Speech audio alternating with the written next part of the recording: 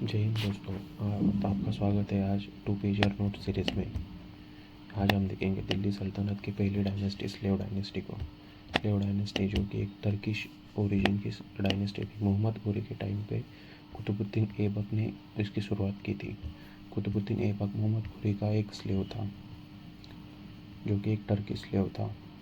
Qutubuddin Aibak founder है slave dynasty का भी और दिल्ली सल्तनत का भी। कुतुबुद्दीन ऐबक कौन है? जो फाउंडर है स्लेव डायनेस्टी और दिल्ली सल्तनत का। वो एक टर्किश स्लेव था, मोहम्मद घोरी का। मोहम्मद घोरी आपको पता ही होगा, जो बैटल ऑफ तरिन के लिए थी पृथ्वीराज चौहान के साथ। उसने टाइटल अज्यूम किया सुल्तान का।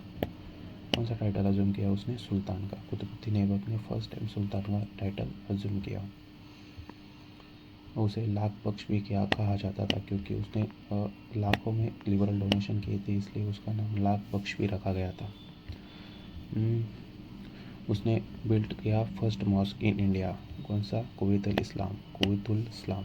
इस्लाम मॉस्क किसने बिल्ड किया था? तो कुतुबुद्दीन ऐबक ने किया था। कहाँ किया था? दिल्ली में किया था उसने। उसने आधा ही दिन का झोपड़ा, ये स्ट्रक्चर भी उसने शुरू किया था। आधा ही दिन का झोपड़ा, ये जो स्ट्रक्चर था, इसकी शुरुआत विग्रह राजा फोर, जो कि चमाना डायनेस्टी का मतलब चौहान डायनेस्टी का था। पृथ्वीराज चौहान के पहले मतलब उसके पिताजी जो थे विग्रह राजा फोर, उसने आधा ही दिन का झोपड़ा ये स्ट्रक्चर शुरू किया था। विग्रह राजा फोर उसने तोमार्स को हरा के दिल्ली को जीता था। वो उसके स्कॉलर देखिए आप। कुतुबुद्दीन ऐबक की कोर्ट में स्कॉलर कौन थे? तो पहला का स्कॉलर था हसन उल निज़ामी। इसने ताजुल मासिर ये लिखी। और दूसरा था फ़खरुद्दीन, इसने तारीख आए मुबारक शाही लिखी थी। तारीख आए मुबारक शाही, ये दोनों आपको ध्यान में रखने हैं। हसन उल निज़ामी, ताजुल उल मासिर और फ़खरुद्दीन तारीख आए मुबारक शाही। ओके।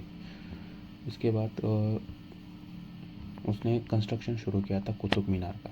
किसने? कुतुबुद्दीन ऐबक ने कुतुब मीनार का कंस्ट्रक्शन शुरू किया था। इसका मतलब किसके रेमोनेरेशन में उसने शुरू किया था? तो ख्वाजा बख्तियार कुतुबुद्दीन काकी, जो इसका गुरु था कुतुबुद्दीन ऐबक का, उसके याद में उसने कुतुब मीनार का काम शुरू किया था, जो जाके इल्तुतमिश ने कंप्लीट किया था। तो हम देखेंगे दूसरा शासक, जो स्लेव डायनेस्टी का दूसरा शासक देखेंगे आज, इल्तुतमिश, जिसने इलबारी डायनेस्टी की। देखो इलबारी डायनेस्टी, जो दूसरी डायनेस्टी थी इलबारी डायनेस्टी, उसकी शुरुआत की थी इल्तुतमिश ने।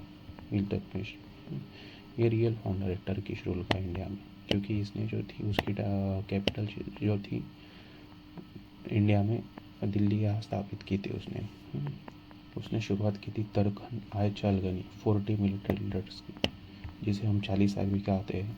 40 नोबल्स जो थे तुर्किश की, उसकी शुरुआत इसने ही की थी, इल्तुतमिश ने।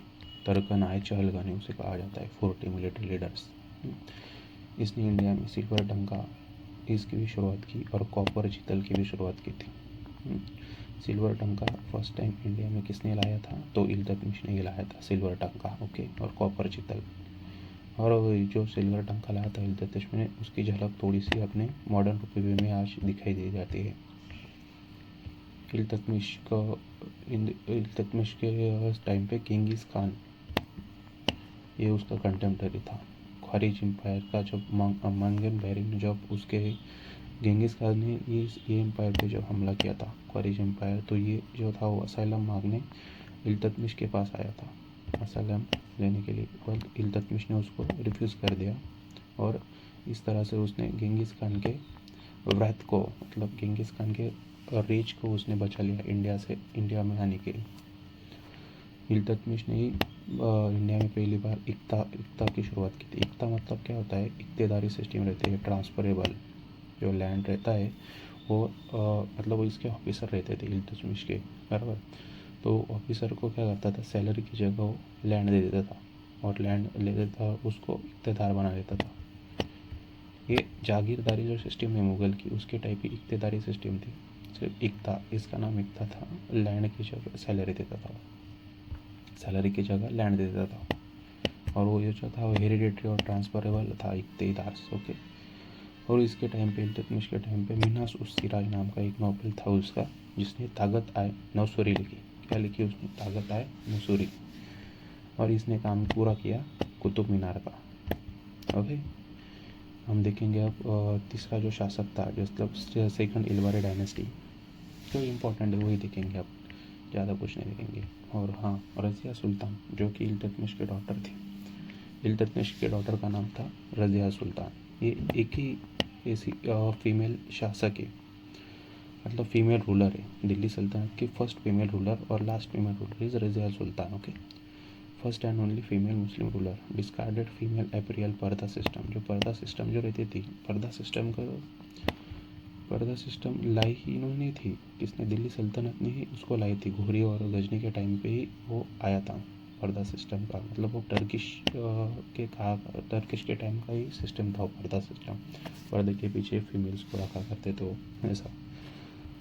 और इसका जो ये था याख्त, आमिर या याखून, सुपरिटेंडेंट ऑफ रॉयल हॉर्स, इसकी अपॉइंटमेंट उसने की थी। रज़िया सुल्तान ने याख्त की अपॉइंटमेंट की थी।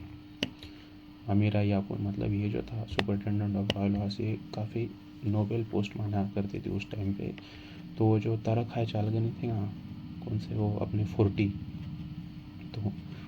नोबेल्स, उन्होंने इसको अपोज किया था, क्योंकि इसने ये आदमी को, याख्त को ये पोस्ट पे रखा था ना, सुपरिटेंडेंट ऑफ रॉयल हॉर्स, तो वो अपोजमेंट उन्होंने किया था। तो रज़िया सुल्तान को कंटेम्प्टरी उन्होंने अपोज किया था, किसने, 40s ने। 40 कौन, तारक हाय चालगनी अपने चालीसा। तो उसके बाद आता है बहरम शाह आता है। उसके बाद ये रूलर का कुछ नहीं करेंगे अपन, ये इम्पोर्टेंट नहीं है अपने लिए।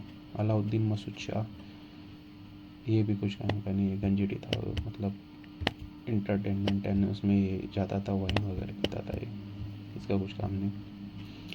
नसरुद्दीन मोहम्मद, हाँ ये तो इम्पोर्टेंट है, क्योंकि ये जो नसरुद्दीन मोहम्मद था ना, उसके टाइम पे ये बलबन का शासन चलता था बराबर। हाँ, और एक बार तो और ये बहरम शाह तो जाता ना, इसने ये रज़िया सुल्तान को मारा था बराबर, क्योंकि इसका जो था लव अफेयर चल रहा था अल्टूनिया नाम के एक शासक के साथ, वो लाहौर का शासक था उधर का। नसरुद्दीन मोहम्मद ये थोड़ा इम्पोर्टेंट हो जाता है अपने लिए, क्योंकि ये बलबन था जो था ना, तो इसका प्राइम मिनिस्टर था वो, इसलिए हम देखेंगे बलबन जिसने वो सेकंड इलबारी की शुरुआत की, वो बलबन है। ये मेन आर्किटेक्ट है मोनार्की पावर, दिल्ली सल्तनत का मेन आर्किटेक्ट, मोनार्की पावर इसने शुरुआत की थी। मोनार्की को इंक्रीज़ किया था इसने हर एक इल्तुतमिश के फैमिली को किल कर दिया था, kill every member of Iltutmish family. Okay, और ये सुल्तान, और इसने ज़िला लिया ही, मतलब गॉड का शासक, ऐसा उसने, ये भगवान, मतलब एक भगवान का ही रूप होता है गॉड, शासक, किंग, ऐसा उसने लाया था, ज़िले लाई। इसने ये निबाबेत आय खुदाई, ये भी उसने शुरू किया था। इसने पर्शियन फेस्टिवल नवरोज़, ये इम्पोर्टेंट है अपने लिए, पर्शियन फेस्टिवल नवरोज़, ये किसने शुरू किया था, बलबन ने शुरू किया था। नवरोज़ जो फेस्टिवल रहता है पारसी लोगों में, वो शुरू किया था बलबन। और इसने सिजदा और पाइबोस ये शुरू किया था। सिजदा मतलब प्रोक्रेस्टिनेट, मतलब झुक के सलाम करना, ऐसा बलबन ने शुरू किया था। और पाइबोस मतलब kissing the feet of the king, मतलब राजा के पैरों को छूना यार, किस करना है, ऐसा कुछ तो भी था, वो बलबन ने शुरू किया था। वो निबाबत आय खुदाई ये उसने शुरू किया था। ये डीपली रेसिस्ट उसे कहा जाता है बलबन को, क्योंकि उसने नॉन टर्क्स जो थे उसको एक्सक्लूड किया था, सर्विस में थे, एडमिनिस्ट्रेशन से एक्सक्लूड किया था उसने नॉन टर्क्स को, इसलिए उसको डीपली रेसिस्ट किया जाता है। ओके, वो स्पाइस रखता था, जिसे हम बारिड्स कहते हैं, बारिड्स, और मतलब स्पाइस जो रखता था वो, स्पाइस को क्या कहते हैं हिंदी में, स्पाइस मतलब गुप्त हेर, स्पाइस रखता था वो बारिड्स करके। ओके, और मेवाटी तो जो थे उस टाइम पे, जिन्हें वो उनके लिए उन्होंने स्टर्न पॉलिसी रखी थी, स्टर्न पॉलिसी।